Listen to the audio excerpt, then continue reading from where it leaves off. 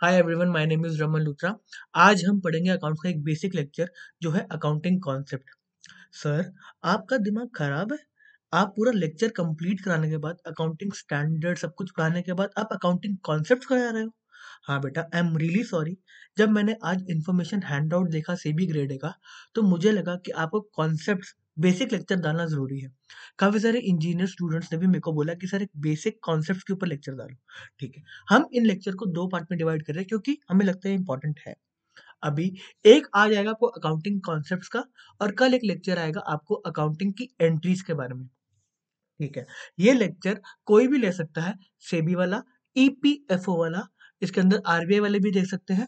But जो 11th और 12th class के स्टूडेंट हैं, अगर आप ये लेक्चर देखकर आगे की अकाउंटिंग कॉन्सेप्ट है, तो आई वुड से आप यहाँ से बाय बाय हो जाओ, क्योंकि यहाँ पे हम बात बेसिक लेक्चर की ही करेंगे, बट थोड़ा सा लेवल ज्यादा होगा। ठीक है, हाँ सर, फालतू की बात खत्म, हमें पढ़ाओ, हमारा पेपर है बहुत जल्दी, चलो। ठीक है, अभी हम बेसिक से स्टार्ट करते हैं। फाइनेंशियल अकाउंटिंग क्या होता है? फाइनेंशियल अकाउंटिंग क्या होता है? अकाउंटिंग मतलब लिखना, भाई कहाँ से लिखना? मुंशीगिरी। मुंशीगिरी मतलब हम सारी चीजें रिकॉर्ड कर रहे हैं कि क्या क्या हो रहा है, क्या क्या नहीं हो रहा। ठीक है, हम पढ़ते हैं कि फाइनेंशियल अकाउंटिंग का पर्पस क्या है और ये क्यों होती है। The purpose of this branch of accounting is to keep a record of all financial transaction. हम हर फाइनेंशियल ट्रांजेक्शन, फाइनेंशियल मतलब पैसे का लेन देन होने वाला है या हो गया है, तो इसका हमें एक बुक बना के रखनी है, हमें लिख के रखना है बात की। कोई अगर पूछे तो हम बताएं कि ये लिखा पढ़ा हमने। कोई पूछे ये लो ये प्रॉफिट है, ये एक्चुअल प्रॉफिट है, सारा डॉक्यूमेंटेड है। ठीक है, अब इसका पर्पस क्या है वो हम पढ़ते हैं। ए पॉइंट, द प्रॉफिट अर्न्ड और loss sustained by the business during an accounting period can B workout. हमने ये फाइनेंशियल अकाउंटिंग करी ताकि हम बता सके कि कितना प्रॉफिट आपने कमाया है या फिर आपने कितना लॉस लॉस सहा है। ठीक है, एक अकाउंटिंग पीरियड के अंदर। अकाउंटिंग पीरियड कुछ भी हो सकता है। ठीक है, जनरली हमारे इंडिया के अंदर फाइनेंशियल ईयर होता है। फाइनेंशियल ईयर क्या कहते हैं, 1 अप्रैल से लेकर 31 मार्च तक होता है। ठीक है, B point, the financial position of the business at the end of accounting period can be ascertained. Financial position के बारे में क्या वो बोलता है कि आपके पास कितने असेट्स, असेट्स मतलब आपने कितने असेट्स, मतलब जिससे आपको आगे जाके फायदा होने वाला है। असेट्स या कि जैसे कि कैश, कोई आपने कोई स्टॉक ले रखा है जिससे आपको आगे जाके असेट है, जिससे आपको आगे जाके फायदा होगा। आपका वो पोजीशन क्या है, और उस असेट को बनाने के लिए आपने कितनी कैपिटल इन्वेस्ट करी है, प्लस कितना बाहर से लोन लिया है ताकि ये असेट आ सके।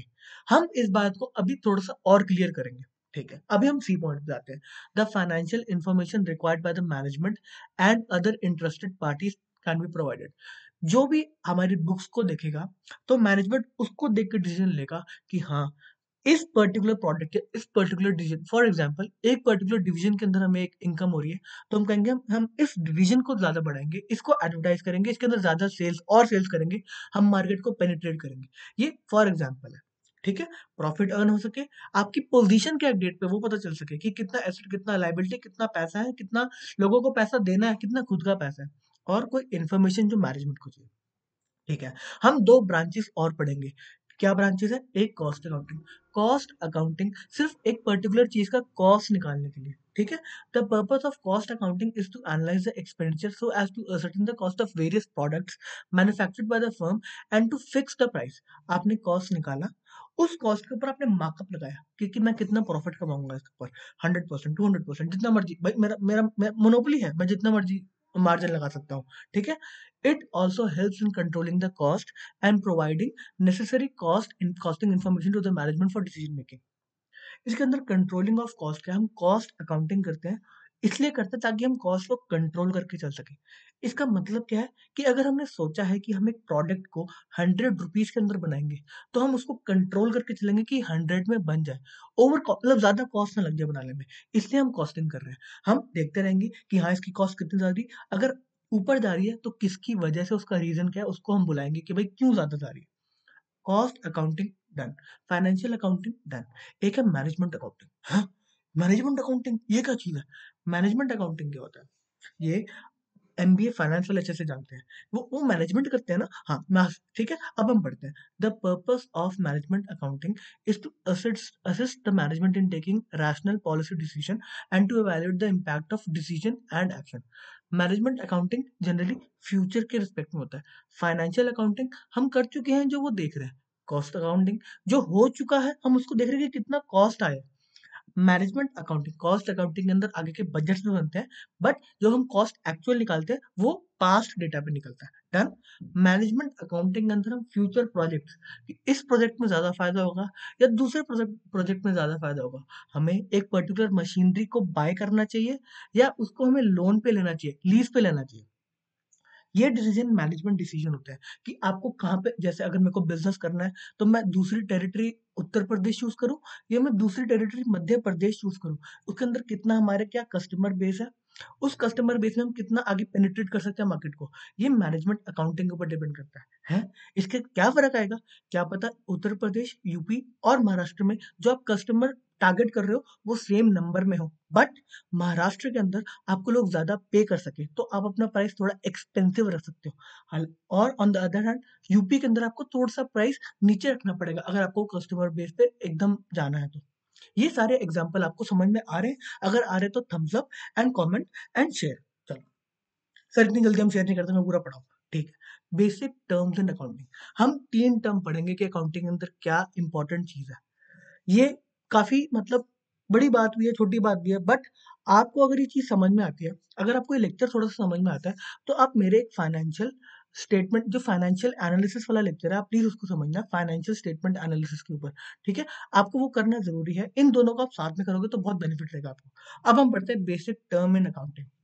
एक असेट क्या होता है, जो हमने ऊपर कहा था आपको बी पॉइंट पे, वो आपको हम एक्सप्लेन कर रहे हैं। असेट, असेट, असेट, मेरे को आगे जाके कोई बेनिफिट मिलेगा एक चीज से, एक चीज से मेरे को आगे जाके बेनिफिट मिलेगा तो मैं उसको अपना असेट बोलूंगा, और वो मॉनेटरी टर्म्स के अंदर होना चाहिए। चलो हमें पढ़ाओ सर, ये क्या है। Assets are economic resource of an enterprise that can be usefully expressed in monetary terms. है, इसका क्या मतलब है, मेरे को एक पर्टिकुलर चीज से बेनिफिट मिलेगा और मैं उसको मॉनेटरी टर्म्स के अंदर रिकॉर्ड कर सकता हूँ, तो मैं कहूंगा ये मेरा एसेट है। फॉर एग्जाम्पल मैं एक स्टॉक को मैंने खरीदा, स्टॉक खरीदा किसका, शू के स्टॉक को मैंने खरीदा, शूज के, न्यू बैलेंस, स्केचर्स, सारे शूज है मेरे पास, मैंने उसके स्टॉक को खरीदा। अब उस स्टॉक को मैं आगे बेच के पैसे कमाऊंगा, तो ये मेरा स्टॉक, ये मेरा असेट है। कौन से नेचर का असेट है, ये करंट असेट हो सकता है, ठीक है। सर हमें करंट असेट, फिक्स्ड एसेट्स नहीं पता, हाँ बेटा आप फाइनेंशियल स्टेटमेंट एनालिसिस में जाके एक बार देखो, ठीक है। सर हमें एसेट समझ में आता है, बट हमारी इसकी डेफिनेशन को आप थोड़ा सा और तोड़ो। आप बताओ कि ऐसा कौन सा इकोनॉमिक रिसोर्स है जिधर से आपको आगे फ्यूचर बेनिफिट मिलेगा, बट आप उसको मॉनेटरी टर्म्स में रिकॉर्ड नहीं कर सकते हैं, ये क्या चीज है। सुनो, एक बड़ा एजुकेशन प्लेटफॉर्म है, बहुत बड़ा एजुकेशन एजुकेशन प्लेटफॉर्म है, वो एक बहुत बड़े टीचर को लेकर आ रहा है, जो टीचर अपने साथ बड़े सारे स्टूडेंट्स को लेकर आएगा, ठीक है। अब उस टीचर से एक कंपनी को, जो एडटेक कंपनी है, उसको बहुत इकोनॉमिक रिसोर्स, उसको बहुत पैसा दिख रहा है, बट वो मॉनेटरी टर्म्स के अंदर रिकॉर्ड नहीं कर सकता। अब अगर कोई बड़ा टीचर उसकी उसके पास आके काम करता है, तो अपनी बैलेंस शीट में, अपने असेट साइड में, वो उस टीचर का नाम लिख सकता है कि आगे जाके भी इसको बहुत बेनिफिट होने वाला है। नहीं, नहीं, नहीं, क्योंकि आप उसको मॉनेटरी टर्म्स के अंदर रिप्रेजेंट नहीं कर सकते, इसलिए वो आपका एसेट नहीं है। नो डाउट आपको जाकर आगे जाके उससे इकोनॉमिक रिसोर्स, इकोनॉमिक बेनिफिट है, ठीक है। हाँ सर, हमें अब समझ में आई बात, ठीक है। लाइबिलिटीज क्या है, आपको भाई पैसा लिए, पैसा देना है आपको किसी का, मेन बात यही है। लाइबिलिटीज आर ऑब्लिगेशन और debt that an enterprise has to pay at some time in future. Liabilities आपकी ऑब्लिगेशन, आपकी डेट, जो आपको देना है, ठीक है। इसके अंदर कुछ नहीं है, इसके अंदर ज्यादा कुछ नहीं। आपने कोई पैसा उधार पे लिया स्टॉक लेने के लिए, आपने कोई पैसा किसी बैंक से लिया, किसी अपने क्रेडिटर से लिया, आपने किसी और अपने रिश्तेदारों से लिया, ठीक है, जिससे भी लिया, आपको जिसको पैसा वापस करना है आगे जाके टाइम के अंदर, फ्यूचर के अंदर, वो आपकी लायबिलिटी है। आपको गवर्नमेंट को पैसा देना है इनकम टैक्स के रूप में, आपको जीएसटी देना है, कोई और टैक्सेस देने हैं, एम्प्लॉय की सैलरी देनी है, एम्प्लॉय की सैलरी हो गई है और आपको देनी है, मतलब आज 31 तारीख आ गई है, 30th डेट आ गई है और आपको पेमेंट करिए, तो आपकी लाइबिलिटी बन गई वो उस दिन। चलो ठीक है। एक बात आई capital.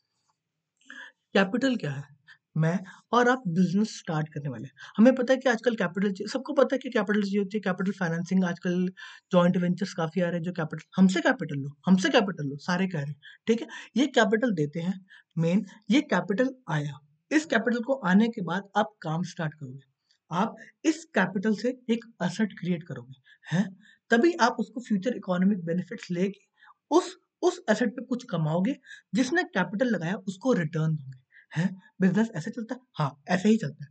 Amount invested by the owner in the firm is known as capital. जो आपने और मैंने बिजनेस स्टार्ट किया, उसके अंदर हमने जितना पैसा लगाया, उसको हम कैपिटल बोलते हैं। सर इसको थोड़ा सा मजे तरीके से समझाओ। ठीक है, हमने शू ट्रेडिंग का काम स्टार्ट किया। New balance, sketcher, Naik, under armour, Reebok, सारे शूज है मेरे पास। हमने 5 लाख रुपए की इन्वेस्टमेंट करी। 5 लाख रुपीज लेके मैं आ गया। अब मैंने उस 5 लाख रुपीज का, हम मानते हैं कि हमने जो क्या कहते हैं शॉप ली, वो रेंट पे ली। ठीक है, हमने उसको 50,000 रुपीज स्टार्टिंग के अंदर दे दी। दिस इज 50,000, ये आपका रेंट है, आप 1 मिनट तक चुप रहना। ठीक है, हमने उसको 50,000 रुपीज दे दिया। हमने 4,50,000 के हम स्टॉक को लेकर आ गए। हमने और कोई खर्चा नहीं किया, हम कुछ एज्यूम करें, हम 4,50,000 के स्टॉक लेकर आ गए अपने कैपिटल से। हमने शूज रख दिए अपने क्या कहते हैं शोरूम के अंदर। अब मेरे को लग रहा है ये 4.5 लाख के शूज कम पड़ रहे हैं अपने शोरूम के अंदर।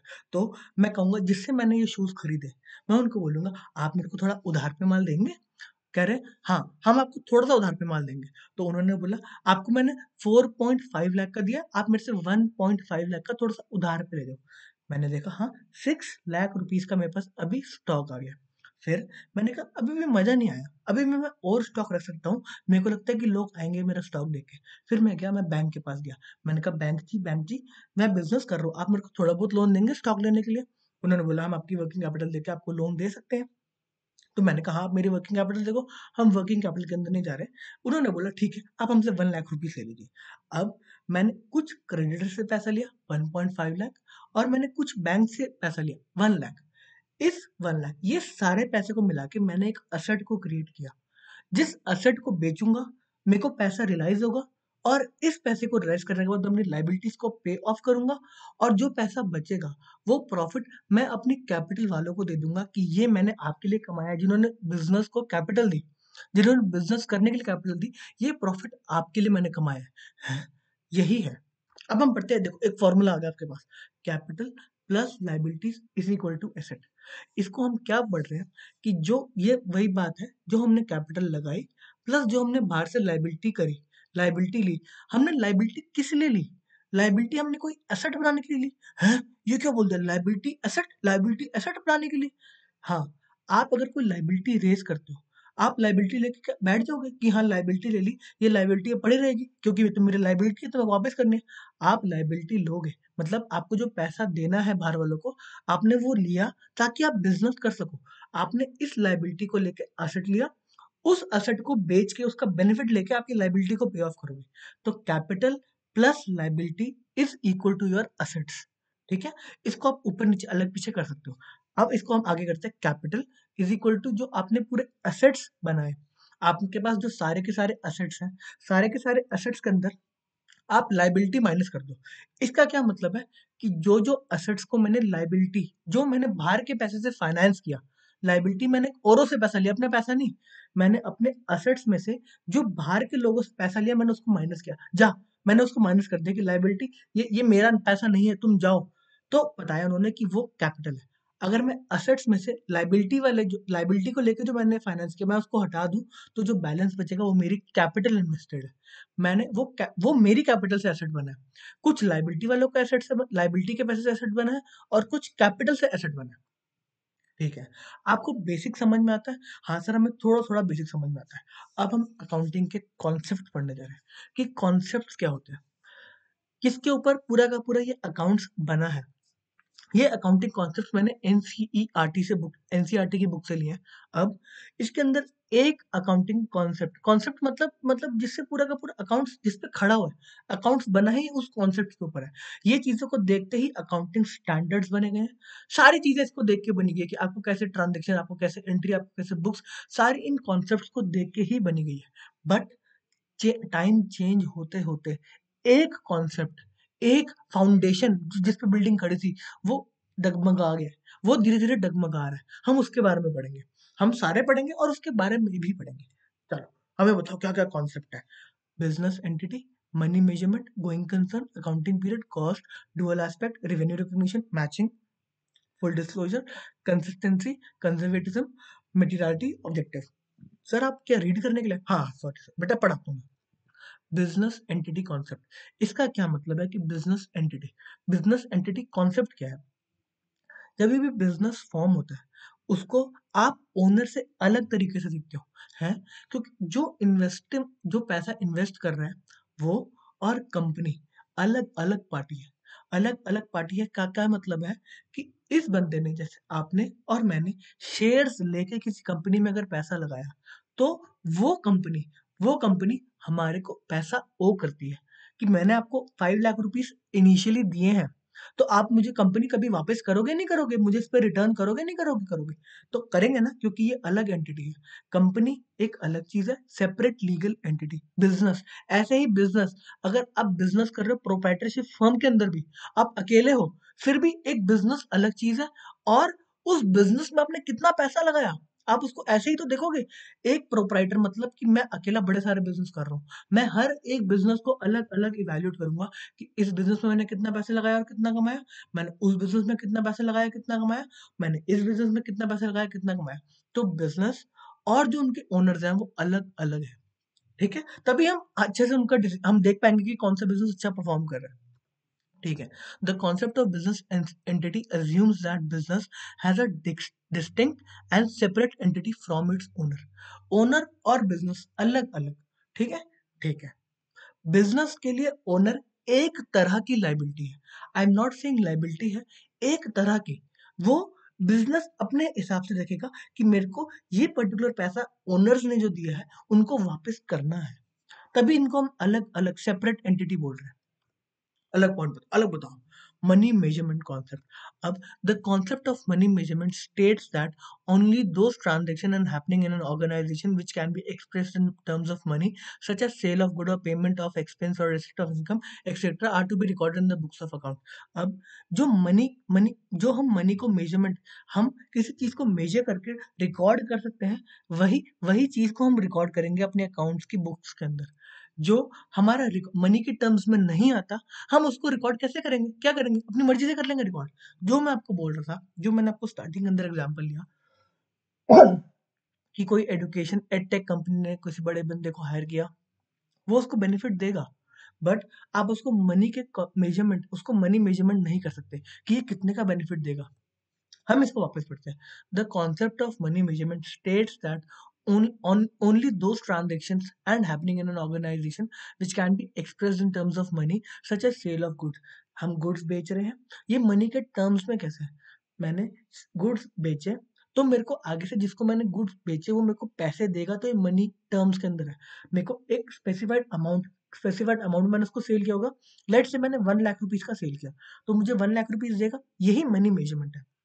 और मैंने कोई एक्सपेंस किया, मैंने इलेक्ट्रिसिटी का बिल आ गया, वो पैसे के टर्म्स में ही आया, मेरे को उसको पैसे देने इलेक्ट्रिसिटी वाले को, ठीक है? और कोई इनकम कोई भी एग्जांपल ले लो, ठीक है? आई गेस काफी हो गया। अब हम बढ़ते हैं एक बहुत important concept, going concern concept. जब भी कोई बिजनेस चलता है तो कोई कंपनी फॉर्म होती है, तो उसका एक अंडरलाइन वो होता है, क्या कहते हैं, अजम्पशन, कि ये कंपनी कभी बंद नहीं होगी, ये इसकी कोई मरने की तारीख नहीं है। कोई कोई कंपनी जो पेपर पे बनी है वो मर सकती है, वो कहेगी कि मैं बस इतनी ही जिंदा, मैं बस 1 साल ही चलूंगी, उसके बाद मैं मर जाऊंगी। कोई भी कंपनी इस फॉर्म में नहीं चलती। अभी जॉइंट वेंचर्स अगर कोई बनते हैं, इसको हम थोड़ा सा अलग बात करते हैं। जॉइंट वेंचर्स अगर कोई बन रहा है जो कि एक प्रोजेक्ट के लिए ही आते हैं, ये अलग चीज है। आप जॉइंट वेंचर अगर कोई बना रहे हो तो आप एक प्रोजेक्ट के लिए बना रहे हो, वो प्रोजेक्ट जैसे ही खत्म होगा you will dissolve that joint venture. उस चीज के अंदर फिर भी going concern going concern concept apply नहीं होता, क्योंकि वो गोइंग कंसर्न नहीं है। बट इसके अलावा अगर कोई भी बिजनेस या कंपनी फॉर्म अगर कोई चल रही है, अगर आपके घर में किसी ने कोई दुकान खोल रखी है, अगर खुदा ना खास्ता अगर कोई वहां पे उस दुकान पे बैठने लायक अभी नहीं है, तो आपकी कोई आपके घर से अभी मतलब आपका जो मेन पार्टी थी, जो अकाउंट्स जो दुकान पे काम करते थे, वो कहीं बिजी हो गया, कहीं बाहर चले गए, तो आपके घर से कोई ना कोई जाके उस बिजनेस को चलाए रखेगा। आप एक एक मान के चलते हो कि हाँ, ये अगर मैंने बिजनेस स्टार्ट किया तो मैं चलाता रहूंगा। कोई भी बिजनेस ये सोच के नहीं चलाता कि मैं बिजनेस को बंद कर दूंगा, ठीक है? ये कॉन्सेप्ट है going concern concept. The concept of going concern assumes that a business firm would continue to carry out its operation indefinitely। अगर कोई फर्म गोइंग कंसर्न नहीं है तो बेटे उसके अकाउंट्स को बनाने के तरीके चेंज हो जाएंगे एकदम। ठीक है, हम इसके डीप में नहीं जा रहे। अगर फॉर एग्जांपल अगर कोई कंपनी लिक्विडेशन में चलेगी, तब तो वो गोइंग कंसर्न नहीं है। लिक्विडेशन होते-होते उसको 1-2 साल लग जाते हैं। तब जो अकाउंट्स बनते हैं वो गोइंग कंसर्न कॉन्सेप्ट को नहीं मानते हुए बनते हैं। तब हम सब एसेट्स और लायबिलिटी को अलग तरीके से वैल्यू करते हैं। ठीक है? ये सिर्फ मैंने आपको बताया, आपके लिए रेलेवेंट इतना नहीं है। आगे बताओ। Accounting period concept. Accounting period refers to the span of time at the end of which financial statement of an enterprise are prepared. एक पर्टिकुलर डेट पे जब अकाउंटिंग पीरियड खत्म हुआ, फाइनेंशियल स्टेटमेंट बनाइए। हमारे यहाँ पे 31st मार्च, ठीक है, to know whether it has earned profit or incurred losses during that period and what exactly is the position of its assets and liability at the end of the period। ठीक है, इसमें तो कोई बड़ी बात नहीं बोली, जो हम पहले से पढ़ते आ रहे हैं उसने वो बोला कि अकाउंटिंग पीरियड, एक पर्टिकुलर पीरियड के लिए आप फाइनेंशियल स्टेटमेंट बनाइए और अपने प्रॉफिट्स और लॉस के बारे में खुद असेस करिए और अपने इन्वेस्टर्स को बताइए और अपना पोजीशन उस पर्टिकुलर डेट पे आपके एसेट्स और लायबिलिटी की क्या पोजीशन थी। यही इससे 1 साल पहले पिछले अकाउंटिंग पीरियड में आपकी एसेट्स और लायबिलिटी की क्या पोजीशन थी और आपके प्रॉफिट्स कितने थे। इंडस्ट्री कैसा परफॉर्म कर रही है और आप कैसा परफॉर्म कर रहे हो। आप ये सारी चीजें रिकॉर्ड करके रखिए। Cost concept. Cost concept. The cost concept requires that all assets are recorded in the books of accounts at their purchase price, which includes cost of acquisition, transportation, installation and making the assets ready to use। इन्होंने बोल दिया हर एक चीज को cost पे recognise करो, आप cost पे रिकॉग्नाइज करो। अब इस बात में हम हमने मानना छोड़ दिया इस बात को। हमने बोला कि हम कॉस्ट पे रिकॉग्नाइज करेंगे चीजों को। For example I am taking example of AS2 valuation of inventory है।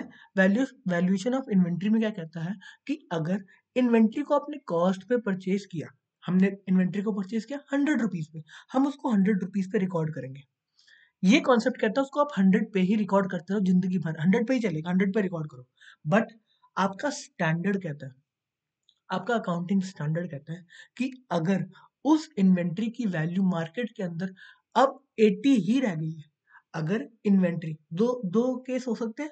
100 का स्टॉक आपने परचेज किया, आपके पास बुक्स में 100 रुपीज का स्टॉक पड़ा हुआ है। अब या तो ये मार्केट के अंदर 120 का बिक सकता है, या तो ये 100 का बिक सकता है, या तो ये 80 का बिक सकता है। हम तीन वो लेके चलते हैं सिनेरियोस।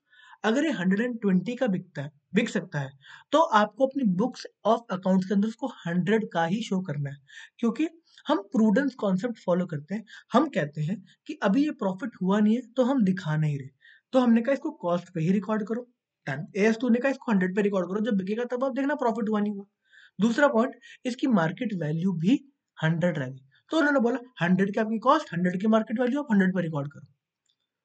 अदर है तीसरा सिनेरियो, मार्केट के अंदर इसकी वैल्यू लगी 80 रुपीज, मार्केट में 80 रुपीज का बिक रहा है। अब अकाउंटिंग स्टैंडर्ड बोलता है आपको ये लॉस हो गया, आपको रिकॉग्नाइज करना चाहिए। अब उसने बोला आप इसकी कॉस्ट से हट जाओ और आप इसको बात करोगे कि आप रियलाइजेबल वैल्यू, यानी कि जो मार्केट वैल्यू उसकी कितनी है, आप उस पर रिकॉर्ड करो। मतलब अब आप इसको बुक्स के अंदर 80 पे रिकॉर्ड करोगे, कॉस्ट पे रिकॉर्ड नहीं करोगे। हम इस कॉस्ट कॉन्सेप्ट से हट रहे हैं। हम दूसरे कॉन्सेप्ट में जाके, जो हमारा कॉन्सेप्ट है प्रूडेंस, प्रूडेंस भी हमारा एक कॉन्सेप्ट है। वो कहता है कि अगर आपको लॉसेस हो रहे हैं तो आप रिकॉर्ड करो, अगर आपको प्रॉफिट होने वाला है, इधर हमें लॉस होने वाला है बट हमने रिकॉर्ड कर लिया, बट अगर प्रॉफिट होने वाला है तो उसको रिकॉर्ड नहीं करो। ठीक है, आप मतलब कंजर्वेटिव होके चलो। इसका कॉन्सेप्ट है कंजर्वेटिज्म और प्रूडेंस। ठीक है। अब मैं आपको बताता हूँ कि कॉस्ट कॉन्सेप्ट के अंदर जो हमारे IFRS international financial reporting standards है, वो कॉस्ट को मानते ही नहीं है। इंटरनेशनल फाइनेंस जो यूएस के अंदर, जो हमारा अगर अगर मैं आपको यूएस की बात करूं, तो यूएस के अंदर हर एक चीज को मार्केट वैल्यू पे करके कि इस पर्टिकुलर डेट, जैसे अगर उनका 31st दिसंबर को बुक्स क्लोज हुई, तो उसकी बुक्स पे जितने भी असेट्स हैं उसको मार्केट वैल्यू पे देखा जाएगा कि इसकी मार्केट वैल्यू बढ़ी या नहीं बढ़ी, इसकी लाइबिलिटीज जो इसको देनी थी उसकी वैल्यू बढ़ी या नहीं बढ़ी। वो सारी चीजें देख के उसके ऊपर क्या कहते हैं टैक्स और प्रॉफिट और सब सारी बुक्स बनेंगी उनकी। समझो, वो मार्केट वैल्यू की कॉन्सेप्ट पे चल रहे हैं, जो कि ट्रू व्यू दिखाता है, ट्रू एंड फेयर व्यू दिखाता है कि आपकी बुक्स फाइनेंशियल स्टेटमेंट कैसी है। कॉस्ट स्टेटमेंट पुराना दिखाता है, बट यूएस के अंदर वो मार्केट वैल्यू पे करता है कि जो आपकी मार्केट वैल्यू है वही लेके चलो। ठीक है। अभी अभी हमारे अंदर भी जो इंड एस आ रहे हैं, वो ये वाली अप्रोच को फॉलो करना स्टार्ट कर रहे हैं धीरे-धीरे। हम उसके अंदर नहीं जाएँगे क्योंकि हमारे सिलेबस के अंदर अकाउंटिंग स्टैंडर्ड्स है। डन? आगे बताओ। डुअल एस्पेक्ट कॉन्सेप्ट, ये वेरी इंपॉर्टेंट एक अकाउंटिंग का मतलब मेन पार्ट है ये डुअल एस्पेक्ट कॉन्सेप्ट। आपने ऑफिस ऑफिस देखा, उसमें वो कहता है ना, दो बातें हो जाएंगी। बेटा ये दो बातें ही है। कोई भी अकाउंटिंग ट्रांजेक्शन है, उसकी दो बातें होनी जरूरी है। ठीक है, हम इसको पढ़ते हैं, इन्होंने क्या लिखा है। Dual aspect is the foundation और बेसिक प्रिंसिपल ऑफ अकाउंटिंग। ये बेसिक प्रिंसिपल अकाउंटिंग का, ठीक है। It provides that very basic basis of recording business transaction into the books of account. This concept states that every transaction has a dual or two-fold effect and should therefore be recorded in two places. कोई भी एक चीज, कोई भी एक transaction हुई तो उसके दो इफेक्ट होंगे। कोई भी एक ट्रांजेक्शन हुई, उसके दो इफेक्ट होंगे। हैं? इसका क्या मतलब है? अगर सेल्स हुई है, अगर सेल्स हुई तो दूसरा इफेक्ट क्या है सर, मैं बताओ। एक एक तो सेल्स आपने करवा दी, दूसरा इफेक्ट ये है कि मेरे को कैश मिल गया होगा, या तो मेरा डेटर खड़ा हो गया जिसका मेरे को पैसा लेना है। ठीक है, दो इफेक्ट समझ में आता है। ऑन द परचेज वाली साइड पे हम चलते हैं। हमने परचेज किया, इसका क्या इफेक्ट होगा सर? परचेज किया, मैंने परचेज किया तो मैंने उसको कैश दिया होगा, या तो मैंने उसको परचेज किया और अपनी बुक्स पे उसको बोल दिया कि मैं आपको पैसा दूंगा, मैंने क्रेडिट पे माल लिया, आप मेरे क्रेडिटर बन जाओ। मैंने परचेज करा और अपने क्रेडिटर्स को बढ़ा दिया कि आप मेरे क्रेडिटर हो, मैं आपको पैसा दूंगा। सर आपने असेट लिया, उससे क्या फर्क पड़ेगा? मैंने असेट लिया, मैंने फिर कैश दिया होगा, या तो मैंने वो असेट को फाइनेंस कराया होगा है, या तो मैंने असेट लिया और मैंने लाइबिलिटी भी ले ली बैंक से कि ये असेट मैं बना रहा हूँ बैंक से लाइबिलिटी लेके। असेट भी बढ़ गए और लाइबिलिटी भी बढ़ गए। दो इफेक्ट, दो इफेक्ट होने जरूरी है। हर एक चीज के दो इफेक्ट है। ठीक है, ठीक है, हमें समझ में आता है। आगे बताओ। रेवेन्यू रिकॉग्निशन, हम इसके बारे में एक अकाउंटिंग स्टैंडर्ड पढ़ के आ चुके हैं, हम इसको रीड करेंगे। ठीक है। The concept of revenue recognition requires that the revenue of a business transaction should be included in the accounting records only when it is realised. यहाँ पर इसमें बात थोड़ी गोची लग रही है। ये कह रहा है कि जब रियलाइज होगा तभी हम रेवेन्यू रिकॉग्निशन करेंगे। हम इसको आगे पढ़ते हैं। इनको अपनी बात से मुकरना पड़ेगा। जब पैसा मिलेगा क्या, हम तभी उसको रियलाइज रेवेन्यू को रिकॉग्नाइज करेंगे। We reject this. आगे पढ़ते हैं, इसने क्या बोला। Here arises two questions in mind. First, in terms as revenue, and other when the revenue is realized. Okay, let us take first. Revenue is the gross inflow of cash arising from the sale of goods and services by an enterprise. Done. हमें पता है कि revenue है, वो कह रहा है कि कैश आ जाएगा। चलो ठीक है, हमने मान लिया। Second, use by others of the enterprise resource yielding interest, royalties and dividend. ठीक है, हमारा रेवेन्यू किस बेस में है? हम इंटरेस्ट अर्न कर रहे हैं, रॉयल्टीज अर्न कर रहे हैं, डिविडेंड अर्न कर रहे हैं। Secondly, the revenue is assumed to be realised. हमने अज्यूम कर दिया कि रेवेन्यू रियलाइज हो गया। When a legal right to receive it arises. Legal right to receive it arises का मतलब क्या है कि हमें पैसा मिला नहीं है, बट मिलना है ये सर्टन हो गया। जैसे कंपनी ने अगर डिविडेंड को डिक्लेयर कर दिया है, तो बता हमें पैसा मिला नहीं है, बट हमें सर्टन है कि डिविडेंड मिलेगा। या तो मैंने गुड्स का सेल कर दिया है, उसने मेरे को कहा मेरे को आप डेटर बना लीजिए, मैं आपको बाद में पैसा दे दूंगा। मैंने कहा ओके, आपसे हमारे बिजनेस रिलेशन है, आप 1 महीने का क्रेडिट लो, आप 1 महीने बाद पैसा देना। तो उसने बोला ठीक है। तो मैं अपना रेवेन्यू जैसे ही मैंने उसको सेल किया, मैं वैसे ही रिकॉर्ड कर लूंगा कि मैंने 1 लाख की सेल कर दी और मैंने डेटर बना दिया राजू को, राजू मेरे को 1 लाख रुपए देगा। ठीक है। Thus, credit sales are treated as revenue on the day of sales are made and not when the money is received. इसने ऊपर की बात को नीचे ठीक कर दिया। Okay okay, NCERT okay. Matching concept, matching concept क्या है? क्या मैचिंग कॉन्सेप्ट क्या है?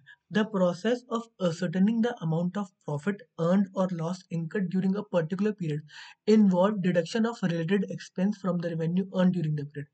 इसका मतलब ये है कि अगर वो कह रहा है कि जिस पर्टिकुलर ईयर का एक रेवेन्यू है, आप उसके रिलेटेड जो जो एक्सपेंसेस सारे रिकॉर्ड करो, किसी और पीरियड में मत ले जाओ। जो एक्सपेंस जिस पीरियड को रिलेट करता है, आप उस पीरियड में जाके उस एक्सपेंस को लिखो। है, the matching concept emphasizes exactly on this aspect. It states that expense incurred in an accounting period should be matched with the revenue during that period. जिस जिस पर्टिकुलर एरिया, जिस पर्टिकुलर ईयर में income है, हम उसके related expense को उसी के पीरियड में रिकॉर्ड करेंगे।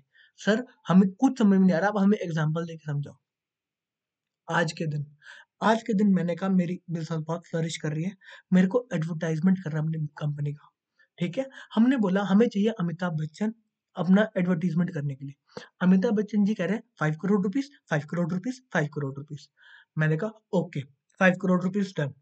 अब मैंने कहा ये एडवर्टाइजमेंट से मैं इस एडवर्टाइजमेंट से 5 साल, ये एडवर्टाइजमेंट को मैं 5 साल चलाऊंगा। मैं इस एडवर्टाइजमेंट से 5 साल सेल्स बुक करूंगा। सिर्फ 1 साल नहीं, मैं आगे जाके 5 साल सेल्स बुक करूंगा इस एडवर्टाइजमेंट से, मेरे को बेनिफिट होगा। तो मैंने कहा ठीक है। मैंने 5 साल 5 करोड़ के एक्सपेंडिचर को इसी साल, जिस साल मैंने फर्स्ट ईयर एडवर्टाइजमेंट कराई, मैं उसी साल 5 करोड़ का एक्सपेंस लिख दूं। मैं लिख दूं। आप और मैं अग्री नहीं कर रहे, मुझे पता है आप अग्री नहीं कर रहे। आप कह रहे हो कि ये अगर एक्सपेंस 5 साल का है, तो आप इसको 5 साल 5 इनकम स्टेटमेंट में एक एक एक एक 1 करोड़ करके रिकॉर्ड करो। 5 करोड़ है ना, 5 साल है तो 1 1 करोड़ करके आप सबको रिकॉर्ड करो। तभी ये ट्रू रिप्रेजेंटेटिव है। जो इनकम हुई उसके रिगार्डिंग हमने पहले ईयर में 5 साल का, अगर मैं कहूँ ये मैंने फर्स्ट ईयर 10 सीआर की सेल करी, 10 सीआर का सेल करी, और मैंने उसको करने के लिए क्या कहते हैं 5 सीआर का मैंने कॉस्टिंग थी मेरी, ठीक है? 10 करोड़ की सेल करी, 5 करोड़ की मेरी कॉस्टिंग थी, प्लस मैंने फर्स्ट ईयर में 5 करोड़ का एडवर्टीजमेंट कर दिया, जो मैंने अमिताभ बच्चन को पैसे दे दिए। तो मेरा फर्स्ट ईयर प्रॉफिट रहा जीरो। हम एज्यूम करते हैं आगे के 4 साल भी यही नंबर्स रहे, 10 करोड़ का प्रॉफिट, 5 करोड़ की कॉस्ट, सेकेंड ईयर में प्रॉफिट 5 सीआर, थर्ड ईयर में प्रॉफिट 5 सीआर, फोर्थ ईयर में प्रॉफिट भी 5 सीआर, फिफ्थ ईयर में प्रॉफिट भी 5 सीआर। ये गलत है। ये गलत क्यों है? क्योंकि जो आपने एडवर्टीजमेंट करी उससे आपको 5 साल बेनिफिट मिला। उस फर्स्ट ईयर जो आपने जीरो प्रॉफिट दिखाया वो आपने गलत दिखाया। आपको फर्स्ट ईयर में एडवर्टीजमेंट का एक्सपेंस 1 करोड़ रखना चाहिए था, और 4 करोड़ को आप अपने एसेट में दिखाते हैं। हमारा एक्सपेंडिचर एसेट, हाँ, इसको बोलते हैं deferred expenditure, deferred revenue expenditure. मैंने ये 5 करोड़ रुपए जो खर्च किए, इसका बेनिफिट मैं 5 साल लूंगा, तो मैं फर्स्ट ईयर सिर्फ 1 करोड़ रुपए लूंगा, और इस 4 करोड़ को मैं अपना एसेट बना दूंगा, क्योंकि मेरे को आगे जाके इकोनॉमी रिसोर्स इकोनॉमिक बेनिफिट है इस 4 करोड़ से, है, और इस 4 करोड़ को मैं मॉनेटरी टर्म्स में रिकॉर्ड कर सकता हूँ। फिर जब सेकेंड ईयर हुआ, तो मैंने एसेट में से 1 करोड़ का एक्सपेंडिचर को रिकॉर्ड कर लिया, और एसेट मेरा 3 करोड़ का रह गया सेकेंड ईयर के अंदर। फिर थर्ड ईयर के अंदर मैंने फिर 1 करोड़ का एक्सपेंडिचर को रिकॉर्ड कर लिया, और मेरा एसेट 2 करोड़ का ही रह गया। ऐसे चल के 500 करोड़, 5 साल में 5 करोड़ रुपए मैंने खा गया। मतलब मैंने एक्सपेंसेस कर लिए। इसको मैंने मैच किया, जो इनकम थी मैंने उसे मैच करके दिखाया। ठीक है, यही मैचिंग कॉन्सेप्ट है। फुल डिस्क्लोजर कॉन्सेप्ट, इसको हम क्या पढ़ेंगे? आपके स्कूल में भी एक टीचर होते थे जो कहते थे जिसने शैतानी करी है, जिसने थोड़ा सा गलत काम किया, वो खुद बता दे, मैं कुछ नहीं कहूंगी, मैं कुछ नहीं कहूंगी। वो मेरे मेरे मेरे स्कूल में मेरी टीचर ऐसी थी, मैं उसको जाके बता देता था, फिर वो मेरे को चपेटे मारती थी। ठीक है, ये फुल डिस्क्लोजर कॉन्सेप्ट वही है। Information provided by financial statement are usually by different group of people such as investors, lenders, suppliers and other in taking various financial decision। क्या लिखा है इसके अंदर? उन्होंने बोला कि आप खुद पूरा का पूरा इन्फॉर्मेशन डिस्क्लोज कर दो, जो जो आपको रेलिवेंट मटेरियल लगता है, क्योंकि इसके अंदर आपके सारे बड़े सारे स्टेक होल्डर्स हैं। आप सारा का सारा सब कुछ डिस्क्लोज कर दो, आपने कैसे बिजनेस किया कैसे नहीं किया, जो मटेरियल होना चाहिए। आप इमटेरियल चीजें डिस्क्लोज नहीं, रेलिवेंट चीजों को आप डिस्क्लोज करो, क्योंकि आपके स्टेक होल्डर्स बहुत ज्यादा है बिजनेस के अंदर। तो फुल डिस्क्लोज करो, कुछ छुपा के नहीं रखना। डन। कंसिस्टेंसी, कंसिस्टेंसी कॉन्सेप्ट, ठीक है? इसको हम रीड करते हैं, इसको हम समझाते हैं। The accounting information provided by financial statement would be useful in drawing conclusion regarding the working of an enterprise. अब आपने पर्टिकुलर 1 साल के अंदर, हम सीधा एग्जांपल से स्टार्ट करें, हाँ, हम सीधा 1 साल के अंदर कहते हैं कि हमने फर्स्ट ईयर हमने कहा कि हम डेप्रिसिएशन को रिकॉर्ड करेंगे स्ट्रेट लाइन मेथड। हमें सर स्ट्रेट लाइन मेथड नहीं पता। स्ट्रेट लाइन मेथड में क्या होता है, अगर 100 रुपीज का एसेट है और 10 साल की उसकी लाइफ है, तो 10 रुपीज आप उसको पूरे 10 साल तक रिकॉर्ड कर लो, 10th ईयर में वो जीरो हो जाएगा। ठीक है, जीरो हो जाएगा। डन। दूसरा मेथड क्या है डेप्रिसिएशन का? दूसरा मेथड है रिटर्न डाउन वैल्यू मेथड। उसके अंदर वो क्या बोलता है कि अगर एक एसेट 100 रुपीज का आपने लिया, फर्स्ट ईयर आप 10% चार्ज करो, मैंने 10% चार्ज किया 10 रुपी, नेक्स्ट ईयर उसकी वैल्यू 90 रहेगी, रिटर्न डाउन वैल्यू 90 रहेगी, आप इसे फिर 10% चार्ज करो, तो इस पर डेप्रिसिएशन अब 10 रुपए ना रह के ₹9, ₹90 का 10% रिटर्न डाउन वैल्यू पर डेप्रिसिएशन का परसेंटेज लगाओ। तो मैंने बोला 90 पे ₹9, ठीक है। अब उसके बाद ये थोड़ा और कम हो जाएगा, ₹8 के आसपास, 8.8 ऐसे कुछ हो जाएगा, ठीक है। हम इतना मैथ्स नहीं कर रहे। अब देखो कि पहली वाली अप्रोच स्ट्रेट लाइन मेथड के अंदर डेप्रिसिएशन ज़्यादा लग रहा था सेकंड, थर्ड, फोर्थ ईयर से, और डब्ल्यूडीवी के अंदर सेकंड, थर्ड से आगे वाले ईयर्स में डेप्रिसिएशन कम लग रहा था। अब जब मैं कर रहा था तो मैंने स्ट्रेट लाइन मेथड फॉलो करके अपनी बुक्स को क्लोज किया। अब मैं कह रहा हूँ प्रॉफिट तो कम हो रहा है, मेरे को प्रॉफिट बढ़ा के दिखाना है ताकि मेरे इन्वेस्टर्स खुश रहें, मेरे को वो कंपनी का एमडी बनाए रखे। तो मैंने कहा मैं इसके कॉन्सेप्ट को चेंज कर देता हूँ। मैं ये वाला जो पहले मैं एसएलएम मेथड यूज करके स्ट्रेट लाइन मेथड करके डेप्रिसिएशन लगा रहा था, अब मैं डब्ल्यूडीवी पे आ जाता हूँ ताकि मेरा एक्सपेंस कम हो और मेरा प्रॉफिट ज्यादा दिखे। इसलिए कॉन्सेप्ट लाएगा कि आपने अगर कुछ कुछ अप्रोचेस पहले फॉलो करी हैं तो आप उस पर कंसिस्टेंट रहो, उस पर आप कंसिस्टेंट रहो। अभी अगर हम इस बात को थोड़ा सा और आगे पढ़ेंगे, इसके अंदर एक और कॉन्सेप्ट है, ठीक है। बात यही है, अच्छा चलो यही बात है कि आप कंसिस्टेंट रहो। जो आपने अप्रोच पहले फॉलो करी है आप वही अप्रोच आगे भी फॉलो करो। बट जो मैंने आपको एग्जांपल लिया डेप्रिसिएशन का, अगर कोई बंदा चेंज करना चाहे तो वो चेंज कर सकता है, कोई आपको मना नहीं कर रहा। बट जिस दिन आपने चेंज किया, सर ये क्या कह रहे हो, एक एक साइड आप कह रहे हो कि कंसिस्टेंट रहो, एक साइड आप कह रहे हो कि आप क्या कहते हैं चेंज कर भी सकते हो। हाँ बेटा, हाँ कर सकते हैं। जो बुक्स अकाउंट बनाने का तरीका वो यही है। उसके अंदर वो कहता है आप कंसिस्टेंट रहो। अगर आप कंसिस्टेंसी फॉलो नहीं कर रहे तो आपको वो डिस्क्लोज करना पड़ेगा कि अगर ये हम कंसिस्टेंट रह के करते तो क्या तरीका रहता। आप अपने पुराने पुराने फाइनेंशियल्स को रीस्टेट करके बताओ कि हम यही अप्रोच अगर पिछले साल भी फॉलो करते, अगर हम यही अप्रोच पिछले साल भी फॉलो करते हैं तो हमें कितना प्रॉफिट होता, ताकि जो जो इन्वेस्टर है वो कंपेयर कर सके इस साल प्रॉफिट और पिछले साल के प्रॉफिट को। ठीक है, हम इसको एक बार रीड करते हैं। The accounting information provided by financial statement would be useful in drawing conclusion. ठीक है, फाइनेंशियल स्टेटमेंट से हम कंक्लूजन निकालेंगे कि भाई कैसा काम कर रहे हैं कैसा नहीं कर रहे।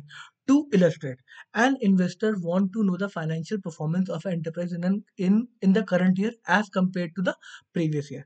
ही may compare the year's net profit with that in the last year. वो क्या करेगा कि हाँ इस साल कितना प्रॉफिट है, पिछले साल कितना प्रॉफिट था। But if the accounting policies adopted say with respect to depreciation in the 2 years are different, अगर डेप्रिसिएशन के हमने कॉन्सेप्ट को अलग तरीके से, हमने डेप्रिसिएशन अलग तरीके से निकाला है तो प्रॉफिट दोनों का अलग होगा। ठीक है, अब वो क्या कह रहा है कि the profit figure will not be comparable.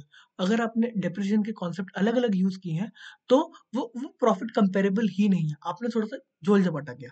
Because the method adopted for valuation of stock in two past year is inconsistent. ये डेप्रिसिएशन स्टॉक पे आ गया, हम स्टॉक को भूल जाते हैं। ठीक है, डेप्रिसिएशन की बात कर रहे हैं, ठीक है डेप्रिसिएशन की बात कर रहे हैं। जो because the method adopted for valuation of, आप फिक्स्ड एसेट्स की बात कर लो। ठीक है, in this therefore important it is therefore important that the concept of consistency is followed in the preparation of financial statement so that the result of two accounting periods are comparable. Consistency eliminates personal bias and hence in achieving results that are comparable. इस consistent अगर आप रहोगे, आप consistent रहोगी, जैसे आप books को बनाते हो, जैसे हम पहले बनाते थे हम वैसी बुक्स को बनाते आ रहे हैं, तो आपका पर्सनल बायस नहीं रहेगा। प्रॉफिट इन्फ्लेट या आप डिफ्लेट नहीं करोगे। ठीक है, बात यही है, जो मैं आपको पहले एग्जांपल दिया वही है। हाउएवर, बात ये है, however consistency does not prohibit change in accounting policy. अगर अगर आप एसएलएम से डब्ल्यूडीवी पे, आप स्ट्रेट लाइन मेथड से डब्ल्यूडीवी पे शिफ्ट होना चाहते हो तो आप हो सकते हो। आपको लगता है कि डब्ल्यूडीवी बेटर रिप्रेजेंट करेगा आपके बुक्स को, बट हम कहेंगे कि आप शिफ्ट हो जाओ, बट आप लोगों को बताओ ये आप पॉलिसी क्यों चेंज कर रहे हो और इससे इफेक्ट क्या आएगा प्रॉफिट के ऊपर। Necessary required changes are fully disclosed in presenting them in the financial statement, indicating their probable effect on financial result of the business. उन्होंने बता दिया कि इस चेंज की वजह से आपके आपके फाइनेंशियल रिजल्ट्स के अंदर क्या क्या फर्क आएगा। ठीक है, हाँ अच्छी बात है, आप चेंज करो बट आप बता दो। कंजर्वेटिज्म, कंजर्वेटिज्म, प्रूडेंस जो हम बात कर रहे थे, the concept of conservatism also called prudence provide that guidance for recording of transition in the books of accounts and is based on the policy of playing safe। हम safe खेलेंगे। इसका safe का मतलब क्या है कि अगर आपको प्रॉफिट आगे होने वाला है तो उसको बुक्स के अंदर मत दिखाओ क्योंकि वो प्रॉफिट अभी हुआ नहीं है। बट अगर आपको कोई आगे लॉस दिख रहा है तो उसको आप आज ही बुक्स में दिखा दो कि मेरे को ये लॉस हो गया, ताकि जो इन्वेस्टर्स हैं उनको भी पता चले कि आपको ये लगता है कि ये लॉस हो गया है, ये लॉस होने वाले इन्वेस्टर्स को पता रहे। अब हम इसको पढ़ते हैं। The concept of conservatism requires that profit should not be recorded until realised. जब तक रियलाइज नहीं होगा हम प्रॉफिट नहीं दिखाएंगे।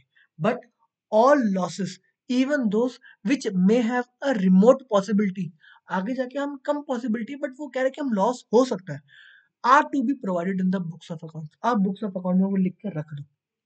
तभी हम कॉस्ट कॉन्सेप्ट से हम थोड़ा सा इसके अंदर अटक गए। अगर हमें लॉस दिखाना है तो हमें कॉस्ट कॉन्सेप्ट को थोड़ा सा नीचे करना पड़ेगा। कॉस्ट से अगर कोई चीज नीचे जाएगी, उसकी वैल्यू नीचे जाएगी, तभी तो आप तभी तो आपको लॉस होगा। तभी तो उन्होंने कंजर्वेटिज्म की बात करी। ठीक है। मटेरियलिटी कॉन्सेप्ट, मटेरियल है कि नहीं है। वो कह रहे हैं कि आप फाइनेंशियल स्टेटमेंट में पूरी पूरी पूरी रामायण नहीं लिखनी, मतलब पूरी पूरी आप सब कुछ लिखे जा रहे हो कि ऐसा ऐसा हुआ, सुबह सुबह बंदा वहां गया, वहां से यहाँ गया, फिर उसने पेमेंट करी, फिर वो आया, उसका उसका ऑटो का बिल इतना आया। वो कह रहे हैं नहीं नहीं, हमें मटेरियल चीज चाहिए। The concept of materiality requires that accounting should focus on material fact. efforts should not be wasted on recording and presenting facts which are immaterial in the determination of income। जो चीजें immaterial है उसको आप मत बताओ। ठीक है। Objectivity concept, the concept of objectivity requires that accounting transaction should be recorded in an objective manner free from bias of accountant and other। This can be possible when each of the transaction is supported by verifiable documents and voucher। Objectivity का मतलब यही है कि आप अपना बायस उस एक particular company के अंदर कोई मतलब बायस तो नहीं है ट्रांजेक्शन को रिकॉर्ड करने के लिए। इसके अंदर कुछ पढ़ने वाला नहीं है। ऑब्जेक्टिविटी ऐसी ही है। उसके अंदर क्या जो आपको बायस नहीं होना चाहिए, जो ट्रांजेक्शन हुई है उसके अगेंस्ट आपके पास वाउचर मतलब उसका सपोर्टिंग डॉक्यूमेंट होना चाहिए कि वो एक्सपेंस एक्चुअल में हुआ। कोई फंड्स का लीकेज तो नहीं हो रहा। आप जो एक्सपेंस अगर करते हो, जैसे बड़े सारे लोग कन्विंस गलत लेते हैं, तो वो ऑब्जेक्टिविटी के अगेंस्ट है। बट बिजनेस है, चलना करना पड़ता है। अभी बिजनेस के अंदर जो लोग ब्राइब्स देते हैं वो ऑब्जेक्टिविटी के अगेंस्ट है, क्योंकि आपके पास कोई वेरीफाइबल डॉक्यूमेंट नहीं, कितनी ब्राइब दी क्या नहीं दिया। कोई भी इनकम टैक्स केस को निकालने के लिए थोड़ा बहुत लेना देना करना पड़ता है। तो अगर आपने वो हम दिखा तो सकते नहीं, कोई प्रूफ तो है नहीं। तो वो कहेगा इसमें ऑब्जेक्टिविटी कॉन्सेप्ट अप्लाई नहीं, मतलब उसने अपने ऑब्जेक्टिविटी कॉन्सेप्ट को फॉलो नहीं किया। वो कहता है कि हर एक चीज का हमें पास एक वेरीफाइबल डॉक्यूमेंट होना चाहिए और कोई पर्सनल बायस नहीं होना चाहिए। ठीक है। आज हम बस यही पढ़ेंगे। कल हम पढ़ेंगे अकाउंटिंग के ऊपर उसकी अभी डेबिट क्रेडिट क्या होता है और अकाउंटिंग एंट्रीज कैसे करते हैं। ठीक है। आई होप आपको आज समझ में आया होगा। ये सबके लिए रेलिवेंट है, जिसने देखा सबके लिए रेलिवेंट है। ठीक है। ओके। आज हम बात को यहीं खत्म करते हैं, फिर हम कल आपसे फिर मिलते हैं अकाउंटिंग को पूरा चीरा लगाने के लिए। चलो बाय बाय, गुड नाइट।